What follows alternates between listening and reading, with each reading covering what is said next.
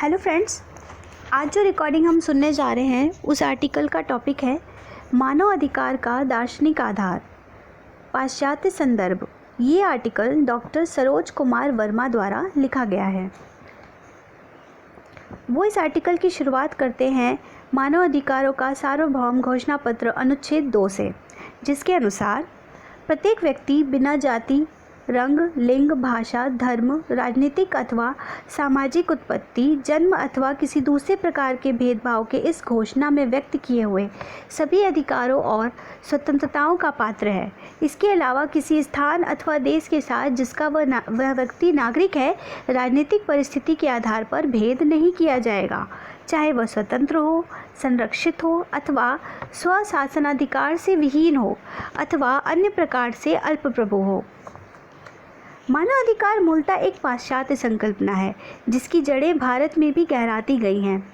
पश्चिम वाले इसकी शुरुआत 1215 में प्रकाशित ब्रिटेन के घोषणा पत्र फ्यूडल लॉर्ड्स से मानते हैं, जो अपनी परिपूर्णता को 10 दिसंबर 1948 को संयुक्त राष्ट्र संघ की महासभा में पारित मानव अधिकारों की सार्वभौम घोषणा पत्र के रूप में प्राप्त करती है। इस बीच के 7 शताब्दियों के मार्ग पर कई ऐसे द्वार हैं जिनसे होकर यह संकल्पना यहाँ तक पहुँच पाई। ये द्वार ब्रिटेन के 1679 का बंदी प्रत्यक्षीकरण अधिनियम, 1689 का अधिकार पत्र, 1776 की अमेरिका की स्वतंत्रता की घोषणा तथा 1789 की फ्रांसीसी अधिकारों की घोषणा। इनके बाद बर्लिन कांग्रेस ब्रुसेल सम्मेलन तथा 1899 एवं 1907 के हेग सम्मेलनों में मानवाधिकार विषयक विमर्शों एवं 1929 में अंतर्राष्ट्रीय विधि संस्थान द्वारा अंतर्राष्ट्रीय मानवाधिकारों की घोषणा ने इस संकल्पना को आगे बढ़ाया। फिर द्वितीय विश्व युद्ध के आघातों ने भी इसमें गति प्रदान की, जिसमें 1941 के अटलांटिक चार्टर तथा 1942 की संयुक्त राष्ट्र संघ की घोषणा से और त्वरा आई। इतना कुछ होने के बाद भी मानवाधिकार की यात्रा अपने उच्च से अंजाम तक पहुंच गई। 1945 में स्थापित संयुक्त राष्ट्र संघ अपनी स्थापना के 3 वर्षों बाद संयुक्त राष्ट्र मानवाधिकार आयोग द्वारा प्रस्तुत मसौदे के आधार पर इसकी सार्वभौम घोषणा कर पाया। यह घोषणा प्रस्तावना सहित 30 अनुच्छेदों की है, जिनमें प्रथम 2 मनुष्य के जन्मजात समान होने के अधिकार के साथ साथ प्रत्येक व्यक्ति के साथ किसी भी कारण से भेदभाव नहीं किए जाने के अधिकार की स्वीकृति देता है, तो तीसरा और 21वां अनुच्छेद उसके नागरिक एवं राजनीतिक अधिकारों को सुनिश्चित करता है। फिर 22वां से 27वां अनुच्छेद व्यक्ति के आर्थिक, सामाजिक और सांस्कृतिक अधिकारों को तय करता है, तो अंतिम 2 अनुच्छेद समस्त मानवाधिकार के सार्वभौम उपयोग हेतु एक वृहद संरचनात्मक ढांचे का प्रावधान करता है।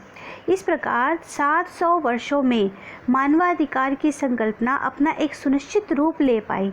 हालांकि उसमें संशोधन परिमार्जन उसके बाद भी होता रहा है और आगे भी होता रहेगा।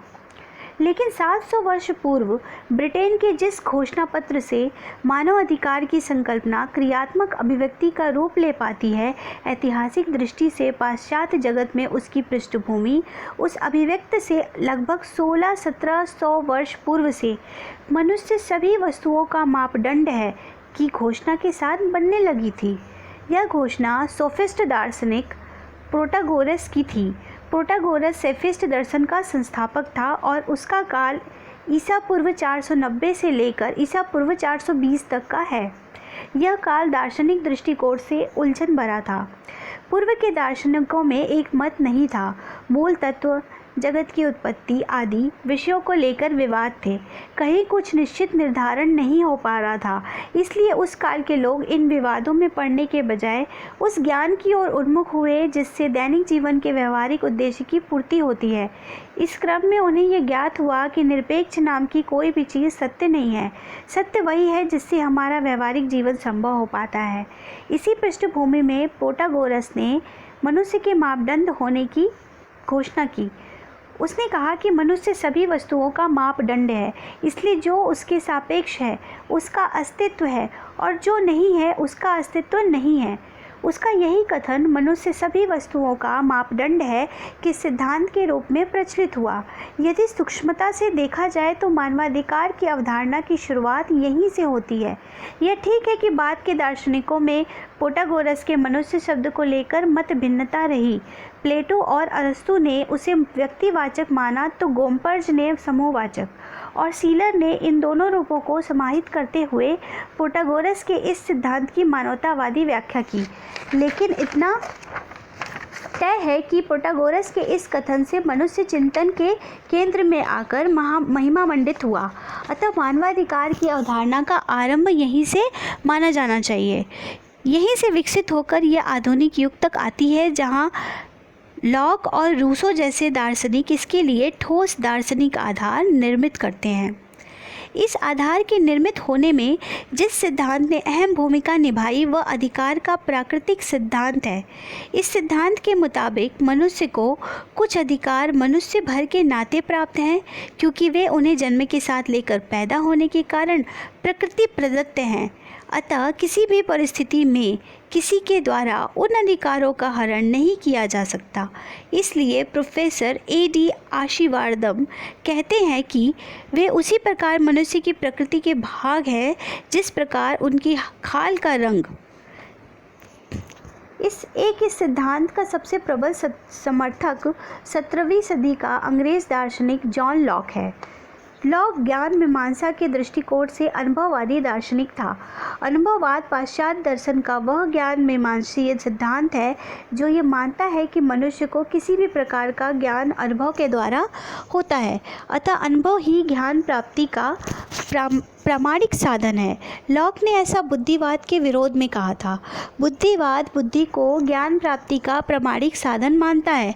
दरअसल पाश्चात्य दर्शन के विकास क्रम में धर्म केंद्रित मध्ययुगीन दर्शन के प्रतिरोध में जिस आधुनिक दर्शन का विकास होता है वह दो भागों में बटा हुआ है, एक बुद्धिवाद और दूसरा अनुभववाद।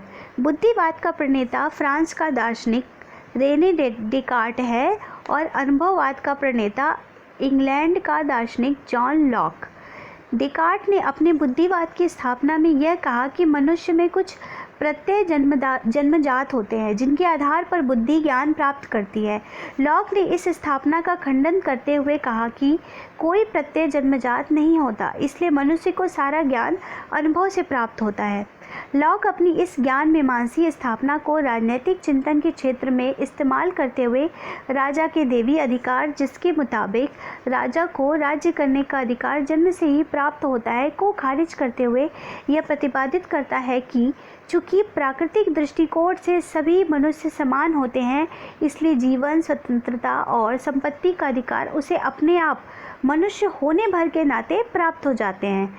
Doctor A.M. घोष लॉक के इस सिद्धांत पर प्रकाश डालते हुए लिखते हैं, लॉक ने राजाओं के देवी अधिकार के सिद्धांत कि राज्य करने का अधिकार ईश्वर से प्राप्त होता है का खंडन किया है। उनकी मान्यता यह है कि शासन का अधिकार तो शासितों की स्वैच्छिक स्वीकृति से जन्मता है। प्राकृतिक नियम की मान्यता में सबसे बड़ी बात यह है कि मनुष्य दैवीय नगर के नागरिक हैं, जहां अपरिवर्त्य नियमों का परिचालन होता है, जहां परिचालित होने वाले नियम अपरिवर्त्य होते हैं। इन नियमों की खोज मानवीय विवेक द्वारा होती है। इसका अर्थ यह हुआ कि प्रकृति की दृष्टि में सभी मनुष्य परस्पर समान हैं, और चूंकि प्रकृति ने सभी मनुष्यों को समान बनाया है, इसलिए राजनैतिक राज्य का अस्तित्व उन सभी लोगों की सहमति अथवा अनुबंध द्वारा संभव हो सकता है, जिसमें वे सभी मनुष्य अपने कतिपय उद्देश्यों की पूर्ति हेतु भागीदार होते हैं। कतिपय मनुष्यों ने दूसरे के शासन में रहना स्वीकार कर लिया था। सामाजिक अनुबंध का सिद्धांत इस प्रकार प्राकृतिक नियम के सिद्धांत के साथ घनिष्ठ रूप से संबद्ध था। लॉक अपने राजनीतिक चिंतन में प्रेम, दया, विवेक और नीति संपन्न मानव स्वभाव की चर्चा करते हुए एक ऐसी प्राकृतिक अवस्था का वर्णन करता है जिसमें मनुष्य शांति, सहयोग, सद्भाव और सुरक्षा के साथ रहता था। लॉक के अनुसार यह प्राकृतिक अवस्था उस प्राकृतिक नियम से संचालित होती थी जो विवेक युक्त मनुष्य को सभी मनुष्य के समान और स्वतंत्र होने के कारण किसी भी मनुष्य को किसी दूसरे मनुष्य के जीवन, स्वतंत्रता और संपत्ति को नुकसान नहीं पहुंचाने की सीख देता था। Doctor S.C. सिंघल के शब्दों में लॉक ने प्राकृतिक नियम की नैतिक व्यवस्था प्रस्तुत करते हुए कहा कि प्राकृतिक अवस्था को शामिल करने के लिए प्राकृतिक नियम होता है जो प्रत्येक को बाध्य करता है, और प्रज्ञा अर्थात विवेक को, जो कि उस कानून का ही दूसरा नाम है, संपूर्ण मानव समाज को, जो उसका प्रायः पालन करता है, यह सिखाता है कि सब लोग समान तथा स्वतंत्र है। इसलिए किसी को भी दूसरे के जीवन, स्वास्थ्य, स्वतंत्रता एवं संपत्ति को क्षति नहीं पहुंचानी चाहिए। लॉक का यह कथन मानवाधिकार का प्रस्थान बिंदु है। यद्यपि लॉक ने इस प्राकृतिक अवस्था की कठिनाइयों, जो कि प्राकृतिक नियम की अस्पष्टता, इन नियमों की निष्पक्ष व्याख्या की कमी तथा इन नियमों को लागू करने वाले शक्तिशाली सत्ता का अभाव थे, के कारण इन्हें दूर करने के लिए मनुष्यों के आपसी समझौते के आधार पर समाज और राज्य के निर्माण का विचार दिया। लेकिन इन दोनों संस्थाओं में से किन्हीं के पास उतने असीम अधिकार नहीं दिए गए कि वह किसी व्यक्ति के जीवन, संपत्ति और स्वतंत्रता को नष्ट कर दे।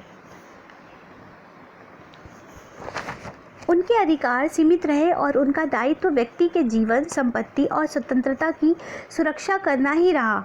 लॉक के अनुसार समाज और राज्य के निर्माण के लिए मनुष्यों के बीच दो समझौते हुए। एक समझौता मनुष्यों द्वारा आपस में हुआ, जिससे समाज का निर्माण हुआ। इस समझौते द्वारा व्यक्ति के जीवन, संपत्ति और स्वतंत्रता की सुरक्षा का अधिकार समाज को देते हुए यह प्रावधान किया गया कि जो व्यक्ति भी इन अधिकारों का उल्लंघन करेगा, समाज उन्हें दंडित करेगा। और दूसरा समझौता इस पहले समझौते द्वारा बने समाज द्वारा किसी व्यक्ति को शासक चयनित कर उस शासक के साथ किया गया, जिसमें उसे कुछ अधिकार सौंपे गए। इससे राज्य की उत्पत्ति हुई, परंतु राज्य को दिए गए अधिकार के साथ साथ यह प्रावधान भी किया गया कि यदि राज्य समझौते की शर्तों को निष्ठा के साथ लागू नहीं करता हो, अथवा प्राकृतिक तथा सामाजिक जीवन में बाधा पहुंचाने वाले कानून बनाता हो, या फिर जनता के प्रति उपेक्षा, अन्याय अथवा अपमानजनक व्यवहार करे, तो समाज में यह अधिकार होगा कि वह उस शासक को हटाकर दूसरे शासक को नियुक्त करे। इस प्रकार समाज और राज्य दोनों के अधिकार सीमित रहे और किन्हीं के पास व्यक्ति के जीवन, संपत्ति और स्वतंत्रता के अधिकार को, जो उसे मानव होने के नाते प्राप्त है, नष्ट करने का अधिकार नहीं दिया गया। लॉक का यही व्यक्ति, समाज और राज्य विषयक विचार मानवाधिकार का ठोस दार्शनिक आधार बना। लॉक के पहले थॉमस हॉब्स ने भी, जो कि इंग्लैंड का ही 17वीं सदी का ही एक दार्शनिक था, मानव स्वभाव और प्राकृतिक अवस्था की विवेचना करते हुए प्राकृतिक नियम, प्राकृतिक अधिकार और सामाजिक समझौते द्वारा राज्य की उत्पत्ति के सिद्धांत प्रतिपादित किए थे। अपने इस प्रतिपादन में हॉब्स ने यह बताया था कि मानव स्वभाव से स्वार्थी, ईर्ष्यालु और निरंतर लड़ते झगड़ते रहने वाला असामाजिक प्राणी है। वो हमेशा ज़्यादा से ज़्यादा ताकत प्राप्त करने के प्रयास में लगा रहता है ताकि संघर्ष में वह दूसरे पर विजय प्राप्त कर सके। हॉब्स के अनुसार प्रतिस्पर्धा, भय और वैभव के चलते मनुष्य सदैव संघर्ष करता रहता है। इसलिए प्राकृतिक अवस्था लगातार युद्ध की अवस्था थी और उसमें हर मनुष्य दूसरे मनुष्य का दुश्मन था। ऐसी स्थिति में किसी भी मनुष्य का यही प्राकृतिक अधिकार था कि वह अपने जीवन की सुरक्षा के लिए कुछ भी करे, दूसरे को लूटे, मारे या फिर उसकी हत्या ही कर दे। इस प्रकार हॉब्स के मुताबिक मनुष्य को अपने जीवन के लिए हिंसा, हत्या करने का भी अधिकार है। परंतु चूंकि यह अधिकार सभी मनुष्यों के पास है, जिसका उपयोग करने से जीवन असुरक्षित हो जाता है, इसलिए प्राकृतिक नियम यह है कि मनुष्य ऐसा कोई कार्य न करे जिससे जीवन असुरक्षित हो जाए। Doctor SC. सिंघल हॉब्स को उद्धृत करते हुए इस संबंध में लिखते हैं, हॉब्स ने प्राकृतिक नियम की परिभाषा देते हुए कहा है कि यह वह नियम है जो विवेक द्वारा खोजा गया है, जिसके द्वारा मनुष्य के लिए वे कार्य निषिद्ध हैं जो उनके जीवन के लिए विनाशप्रद हैं, या जिनसे जीवन की रक्षा के साधनों का हरण होता है, और जिनके द्वारा उसके लिए उन कार्यों का न करना निषिद्ध है जिनसे जीवन की रक्षा होती है। परंतु इस नियम को हॉब्स कानून की संज्ञा नहीं देता। हॉब्स के अनुसार कानून संप्रभु का आदेश होता है और संप्रभु राज्य का शासक होता है। राज्य की उत्पत्ति के संबंध में हॉब्स का कहना है कि चूंकि प्राकृतिक अवस्था बेहद अराजक थी, हमेशा लूट मार मची रहती थी, इसलिए यह अवस्था मनुष्य के लिए सुखकर नहीं थी। वह इसमें रहते हुए लगातार दुख भोग रहा था, अतः इस दुख से उबरने के लिए उसने आपस में एक समझौता किया जिससे राज्य की उत्पत्ति हुई। इस समझौते में प्रत्येक मनुष्य द्वारा शांतिपूर्वक और सुरक्षित रहने के लिए किसी एक मनुष्य अथवा जनसभा को अपने ऊपर शासन करने का अधिकार दिया गया, परंतु जिस जनसभा अथवा मनुष्य को यह अधिकार दिया गया वह इस समझौते से नहीं बंधा, इसलिए वह निरंकुश सत्ता संप्रभु बना और इस समझौते से बंधे हुए सारे मनुष्य उसकी प्रजा बने। हॉब्स ने इस संप्रभु को लेवियाथन कहा, परंतु संप्रभु को निरंकुश मानने के बावजूद हॉब्स ने प्रजा के पास यह अधिकार सुरक्षित रहने दिया कि यदि संप्रभु किसी मनुष्य को स्वयं की हत्या करने अथवा दूसरे द्वारा हमला किए जाने पर उसका विरोध न करने का आदेश दे तो वह मनुष्य संप्रभु के आदेश का उल्लंघन कर सकता है। इसके अलावा यदि संप्रभु व्यक्ति के भोजन, इलाज, हवा, पानी आदि पर प्रतिबंध लगाए अथवा किसी दूसरे व्यक्ति को मारने की आज्ञा दे तो वह व्यक्ति संप्रभु की आज्ञा नहीं मानने के लिए स्वतंत्र है। फिर जान जाने के डर से युद्ध से भाग आने तथा अपने दोषों को इनकार करने के मामले में भी कोई व्यक्ति संप्रभु की आज्ञा का उल्लंघन कर सकता है। इस प्रकार हॉब्स ने मनुष्य के बुरे स्वभाव, बदतर प्राकृतिक अवस्था और निरंकुश संप्रभु का समर्थक होने के बावजूद मनुष्य के जीवन के अधिकार को सर्वोपरि माना। इसलिए उसके इस विचार को मानवाधिकार के आधार के रूप में स्वीकृत किया गया। यद्यपि तुलनात्मक ढंग से हॉब्स का विचार लॉक की अपेक्षा मनुष्य के पास मनुष्य होने के नाते कम अधिकार होने का हिमायती है, फिर भी चूंकि वह जीवन के अधिकार को प्राकृतिक मानते हुए उसके सर्वोपरि होने की घोषणा करता है और किसी भी हाल में उसे संप्रभु को सौंपने की इजाज़त नहीं देता, इसलिए उसके विचार को मानवाधिकार को मजबूत करने वाले सिद्धांत की श्रेणी में रखा गया। फिर लॉक के बाद 18वीं सदी का फ्रांसीसी दार्शनिक जीन जैक्विस रूसो के विचार में भी मानवाधिकार को सबल प्रदान करने वाले तत्व हैं। रूसो ने भी अपने विचार में मानव स्वभाव तथा प्राकृतिक अवस्था की चर्चा करते हुए समाज और राज्य की उत्पत्ति विषयक सिद्धांत प्रस्तुत किए हैं। इस क्रम में उसने मनुष्य को निर्दोष, निष्पाप और पशु के समान माना है।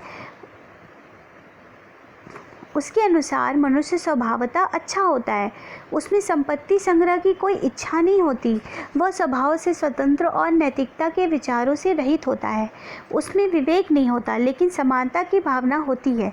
मनुष्य को ऐसा मानने के कारण ही रूसो ने प्राकृतिक अवस्था को भी वैसी अवस्था माना है जिसमें मनुष्य पूरी तरह स्वतंत्र और समान था। इसलिए इस अवस्था में वह भय और चिंता से मुक्त होकर सरल और निश्चिंत जीवन जीता था। तब वो आत्मनिर्भर होने के कारण अपना मालिक था और दूसरे को न्यूनतम नुकसान पहुंचाते हुए अपना हित करने में लगा रहता था। परंतु यह प्राकृतिक अवस्था जो रूसो के मुताबिक स्वर्ग तुल्य था समाप्त हो गई। सभ्यता के विकास के साथ साथ मनुष्य की ज़रूरतों ने पांव फैलाने शुरू कर दिए। फलतः उसमें धन प्राप्त करने की इच्छा भी पैदा हुई और तेरे मेरे का भाव भी उत्पन्न हुआ। फिर भी उसी हथियार बनाने, शिकार करने, आग जलाने, खेती करने और कपड़ा पहनने का ज्ञान भी हो गया। इससे मनुष्यों में अहंकार के साथ साथ भेदभाव की भावना ने भी जन्म ले लिया। इसके चलते मनुष्य हिंसक और आक्रामक हो गया। इसकी परिणति अराजकता में हुई। शांत और सुखद प्राकृतिक अवस्था अशांत और अराजक हो गई। इसी अराजकता को दूर करने के लिए मनुष्यों ने आपसी समझौते के द्वारा समाज तथा राज्य का निर्माण किया। Doctor S.C. सिंघल के शब्दों में रूसो का विचार है कि अराजक दशा को समाप्त करने के लिए प्राकृतिक मनुष्यों ने एक समझौता किया और यह निश्चय किया कि प्रत्येक व्यक्ति अपनी स्वतंत्रता, अधिकार और शक्ति समाज को सौंप दे, क्योंकि समाज व्यक्तियों का समूह है और समाज का निर्माण व्यक्तियों की सहमति से हुआ है। अतः मनुष्य अपनी जिस स्वतंत्रता, अधिकार और शक्ति को अपने से अलग करके समाज को सौंपता है, उसे वह समाज का सदस्य यानी अंग होने के नाते पुनः प्राप्त कर लेता है। वह एक हाथ से अपनी स्वतंत्रता समाज को प्रदान करता है और दूसरे हाथ से समाज का अंग होने के नाते उसे वापस ले लेता है। इस समझौते का परिणाम यह हुआ कि समूह के प्रत्येक सदस्य का जीवन और उसकी स्वतंत्रता सुरक्षित हो गई और वह समष्टि रूप में समाज की सामान्य इच्छा पर स्थापित हो गई। चूँकि व्यक्तियों ने सामूहिक रूप से समाज का निर्माण किया, इसलिए प्रत्येक व्यक्ति उस सामूहिक शक्ति का बराबर साझेदार हुआ। इस तरह रूसो के अनुसार मनुष्य अराजक प्राकृतिक अवस्था को समाप्त करने के लिए जो समझौते करते हैं वे दो पक्षों के बीच होती है। ये एक पक्ष उनके व्यक्तिगत जीवन का और दूसरा पक्ष उनके सामूहिक जीवन का है। अतः वे व्यक्तिगत रूप से जो गंवाते हैं उसे समझौते के फलस्वरूप सामूहिक रूप से पुनः प्राप्त कर लेते हैं। रूसो आगे बताता है, जो कुछ समझौते से मनुष्य खोता है वह है प्राकृतिक स्वतंत्रता और किसी भी वस्तु को पाने का असीमित अधिकार। जो कुछ वह पाता है वह है सामाजिक स्वतंत्रता और अपनी वस्तुओं पर स्वामित्व। रूसो इसी समझौते के आधार पर राज्य की भी विवेचना करता है और कहता है कि समझौते से उत्पन्न सामूहिक एकता ही राज्य या संप्रभु है। उसके मुताबिक इस समझौते से जिस सामान्य इच्छा की उत्पत्ति होती है वही संप्रभु है, परंतु यह संप्रभु सरकार नहीं है। रूसो राज्य और सरकार में अंतर करते हुए बताता है कि सर्वोच्च सामान्य इच्छा को व्यक्त करने वाला सारा नागरिक समाज राज्य है और इस इच्छा के क्रियान्वयन के लिए समूह द्वारा जिस व्यक्ति का चयन किया जाता है वह सरकार का निर्माण करता है। लेकिन इतना कुछ कहने के बावजूद रूसो मनुष्य की स्वतंत्रता को सर्वोपरि मानता है। उसके मुताबिक स्वतंत्रता मनुष्य का परम आंतरिक तत्व है, इसलिए यह मनुष्यता का अनिवार्य गुण है। उसे नष्ट कर देने पर मनुष्यता भी नष्ट हो जाएगी। इस मान्यता के कारण रूसो कानून को भी, जो कि उसके अनुसार संपूर्ण जनता से जुड़े मामलों से जुड़े होने के कारण संपूर्ण जनता के लिए प्रस्ताव है, मनुष्य की स्वतंत्रता को नष्ट करने की अनुमति नहीं देता। इस प्रकार रूसो के समझौता से निर्मित समाज और राज्य में भी मनुष्य समझौता के पूर्व जितना स्वतंत्र था, समझौतों के बाद भी उतना ही स्वतंत्र रहता है। रूसो का यही प्रतिपादन मानवाधिकार की मजबूत आधारशिला के रूप में निर्मित हुआ। इस प्रकार हॉब्स, लॉक और रूसो मानवाधिकार विषयक अधिकार की प्राकृतिक सिद्धांत के प्रमुख प्रवक्ता हैं। इनके अलावा मिल्टन, वॉल्टेयर, दिदरो, स्पेंसर तथा मॉन्टेस्क्यू आदि ने भी इस सिद्धांत का समर्थन किया है, जैसा कि डॉक्टर G.P. नेमा और डॉक्टर K.K. शर्मा भी लिखते हैं। अंग्रेजी दार्शनिक जॉन लॉक, जिसे आधुनिक काल का महत्वपूर्ण प्राकृतिक विधि विचारक कहा जाता है, की भूमिका को इस सिद्धांत के मूल में उल्लेखनीय कहा जाता है। अन्य दार्शनिकों में वॉल्टेयर, जीन जेम्स रूसो एवं मॉन्टेस्क्यू का योगदान भी सराहनीय है। जॉन लॉक, जो कि 1688 की वैभवशाली क्रांति से संबद्ध थे, ने अपने विचारों के आधार पर यह सिद्ध कर दिया कि कुछ ऐसे अधिकार हैं जो मानव को मानव होने के नाते ही उपलब्ध होते हैं। जीवन जीने का अधिकार, संपत्ति का अधिकार और स्वतंत्रता का अधिकार कुछ ऐसे अधिकार हैं जो स्वतः प्राप्त होते हैं। जैसे कि सामाजिक समझौतों के तहत मानव ने सिविल समाज में प्रवेश किया, तो उस दौरान राज्य के पक्ष में मानव ने उस अधिकारों के पुनः प्रवर्तन को स्वीकार किया। प्राकृतिक अधिकार सिद्धांत के संदर्भ में एलन पेजेल्स के विचारों को उद्धृत करना बेहतर होगा। व्यक्ति के पास अधिकार है समाज पर या समाज के विरुद्ध दावा है कि समाज इन अधिकारों को अवश्य मान्यता प्रदान करे जिस पर वह कार्य करने के लिए बाध्य है, मानव के अंतरस्थ है। इस परिभाषा से यह स्पष्ट हो जाता है कि मानव को मानव होने के नाते कुछ मानव अधिकार प्राप्त होते हैं और राज्य के लिए इन्हें लागू करना अपरिहार्य हो जाता है। राज्य इन अधिकारों को सुनिश्चित नहीं कर पाता है तो भी इस समझौते के अंतर्गत उसे अपने नागरिकों के हितों की रक्षा करनी चाहिए। इस आशय से भी एक जिम्मेदार और लोकप्रिय राज्य शक्ति का उदय होता है। इस प्रकार प्राकृतिक आधार पर मानवाधिकारों का प्रारंभ हो जाता है। परंतु अधिकार का विधिजन्य सिद्धांत इस प्राकृतिक अधिकार को स्वीकार नहीं करता, यद्यपि कि यह भी कि मानवाधिकार को पुष्पित पल्लवित करने में पर्याप्त खाद पानी देता है। इस विधिजन्य इस विधि जन्य सिद्धांत का प्रवर्तक 18वीं सदी का ब्रिटिश दार्शनिक जेरेमी बेंथम है। बेंथम नीति मीमांसीय दृष्टिकोण से सुखवादी दार्शनिक था। सुखवाद पाश्चात्य नीतिशास्त्र का वह सिद्धांत है जो ये मानता है सुख ही मनुष्य की क्रियाकलापों का मूल प्रेरक तत्व है, क्योंकि मनुष्य स्वभाव से ही सुख प्राप्त करना चाहता है और दुख से बचना चाहता है, इसलिए उसे वही करना चाहिए जिससे सुख प्राप्त होता है। इस प्रकार इस सिद्धांत के मुताबिक सुख ही हमारा अंतिम लक्ष्य है। लेकिन ऐसा मानने वाले सुखवादियों में भी एक वर्ग सिर्फ अपने सुख की बात करता है, जबकि दूसरा वर्ग दूसरे के सुख की भी चिंता कर लेता है। इस दूसरे वर्ग के सुखवादियों को उपयोगितावादी कहा जाता है। बेंथम इसी उपयोगितावाद का समर्थक था। उसने अपने इस उपयोगितावाद को अधिकतम लोगों के लिए अधिकतम सुख के सिद्धांत के रूप में प्रतिपादित किया, क्योंकि उसके अनुसार सामाजिक प्राणी होने के कारण मनुष्य सिर्फ अपने सुख से ही नहीं बल्कि दूसरे के सुख से भी सुखी होता है। परंतु चूंकि वह सबको सुखी नहीं कर सकता, इसलिए उसे अधिकतम लोगों को अधिकतम सुखी करने का प्रयास करना चाहिए। बेंथम ने अपने इसी उपयोगितावादी नीति मीमांसा सिद्धांत को राजनीति के क्षेत्र में लागू करते हुए ये कहा कि राज्य का काम भी अधिकतम लोगों को अधिकतम सुख पहुंचाना ही है। प्रोफेसर श्री प्रकाश मणि त्रिपाठी के शब्दों में उपयोगितावाद मूलतः एक आचार विषयक सिद्धांत है। राजनीतिक क्षेत्र में इस सिद्धांत का अभिप्राय यह है कि राज्य को केवल वही कार्य करना चाहिए जिससे अधिकतम लोगों को अधिकतम लाभ पहुँचे। राज्य, कानून और शासन सभी के मूल में बेंथम उपयोगितावाद को ही निहित मानता है। इन सभी की उपादेयता इनके सुखदायी कार्यों के लिए ही है। बेंथम राज्य को व्यक्तियों द्वारा गठित वह समूह मानता है जिसका काम व्यक्तियों के लिए उपयोगिता यानी सुख को बनाए रखना तथा बढ़ाना है। इसलिए वह यह भी कहता है कि व्यक्ति को राज्य की सत्ता को स्वीकारना और उसके आदेशों को मानना चाहिए, क्योंकि राज्य में रहकर ही वह दुखों से बचकर सुखों का उपभोग कर सकता है। बेंथम सामाजिक समझौते द्वारा राज्य के निर्माण में विषयक विचार को खारिज करते हुए यह कहता है कि राज्य का निर्माण किसी समझौते के कारण नहीं बल्कि उपयोगिता के लिए हुआ है। बेंथम के ऐसा कहने के पीछे उसका किसी भी प्राकृतिक अवस्था को इनकार करने का तर्क भी है। उसके मुताबिक कोई ऐसी प्राकृतिक अवस्था नहीं है जहां मनुष्य किसी अधिकार के साथ पैदा होता है। अधिकारों का निर्माण तो कानून के द्वारा होता है, अतः राज्य की उत्पत्ति के पहले किसी प्रकार के अधिकार की कोई संभावना ही नहीं बनती। इसलिए मनुष्यों ने राज्य का निर्माण किया ताकि वह दुखों से बचाकर सुख दे सके। यही कारण है कि बेंथम राज्य द्वारा बनाए गए कानूनों के बारे में कहता है कि उसकी सार्थकता इसी में है कि वह उपयोगिता की कसौटी पर खड़ा उतरे, और यह तब हो सकता है जब कानून सामाजिक उपयोग और सुख में वृद्धि करने वाले अधिकारों को मान्यता दे।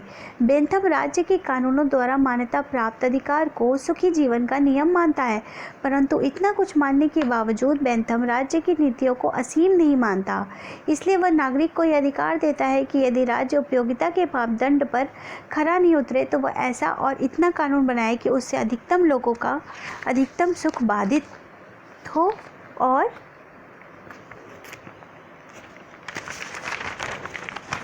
बहुसंख्यक नागरिकों के दुख में वृद्धि हो, तो वह राज्य की आज्ञा का उल्लंघन करते हुए कानून को मानने से इनकार कर सकता है। बेंथम द्वारा दिया गया यह अधिकार मानवाधिकार के विकास की पृष्ठभूमि बनता है।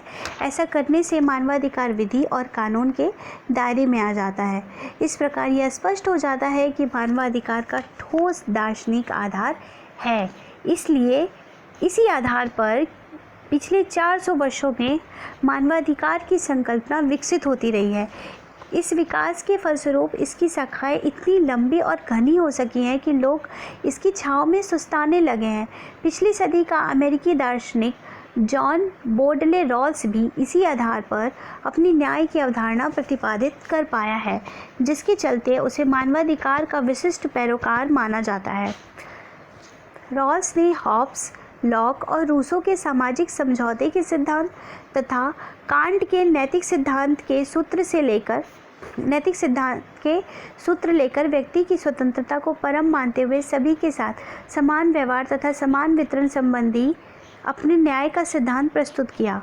उसका यह सिद्धांत सामाजिक न्याय की अवधारणा के रूप में स्थापित हुआ।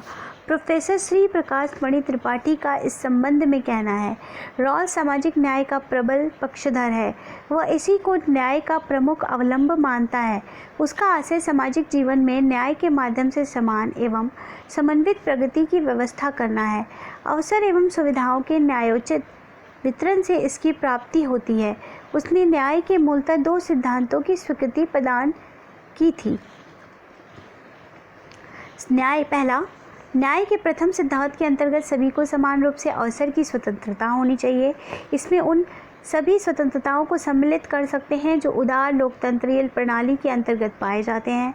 दूसरा, सामाजिक एवं आर्थिक असमानता को इस रूप में व्यवस्थित किया जाना चाहिए जिससे समाज में हीनतम स्थिति वाले लोगों को अधिकतम हित हो सके। रॉल्स के ये सिद्धांत मानवाधिकारों को उर्वरता प्रदान करते हैं। इस बात की पुष्टि न्यायमूर्ति के.जी. बालकृष्णन ने इस कथन से भी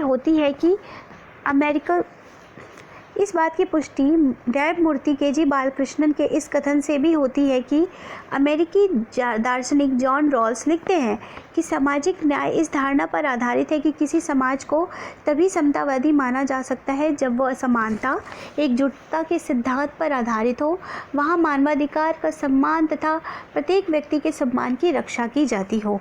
परंतु अफसोस की बात है कि इतना सुदृढ़ दार्शनिक आधार और शताब्दियों के लंबे प्रयास के बावजूद मानवाधिकार की सुरक्षा के क्षेत्र में पर्याप्त सफलता अभी तक नहीं मिल पाई है। समूची दुनिया में व्यापक स्तर पर मानवाधिकारों का होने वाला हनन इसका सबूत है। Doctor S.C. सिंघल इस तथ्य पर प्रकाश डालते हुए लिखते हैं, यह एक विडंबना ही है कि संयुक्त राष्ट्र मानवाधिकार आयोग का कार्यक्षेत्र आयु बढ़ने के साथ साथ बढ़ने के स्थान पर संकुचित होता जा रहा है। वह अपने उद्देश्य को प्राप्त करने में असफल रहा है। यह सत्य है कि आज समस्त विश्व में मानवाधिकार का व्यापक स्तर पर हनन हो रहा है। इस संदर्भ में एमनेस्टी इंटरनेशनल 1995 की रिपोर्ट उल्लेखनीय है। इसमें 150 देशों में मानवाधिकार की स्थिति की समीक्षा की गई थी।